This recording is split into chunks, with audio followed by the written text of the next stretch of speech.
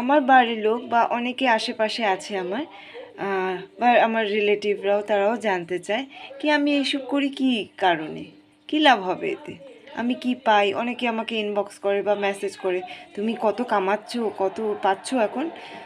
আমি সেরকম কিছুই পাচ্ছি না, এক আনাও এখনও পাইনি। আমি এটা শখে শুরু করেছিলাম, শখে করি। কিন্তু হ্যাঁ, এখন যেটা করি, একটু ব্লগিং করি, একটু ছোটো ভিডিও কন্টেন্ট দেওয়ার চেষ্টা করি, নতুন নতুন কিছু খুঁজতে থাকি সবসময়। তো সেটা হলো এখন একটা নেশায় পড়েছি, এখন একটা ফেসবুকের নেশায় পড়েছি। কিছু একটা করতে চাই, কিছু একটা করতে চাই। সবাই দেখি ফেসবুকে নানান জিনিস করে আর্ন করছে, তো সেটা মিথ্যে কথা বলবো না, সেটাই করতে চাই।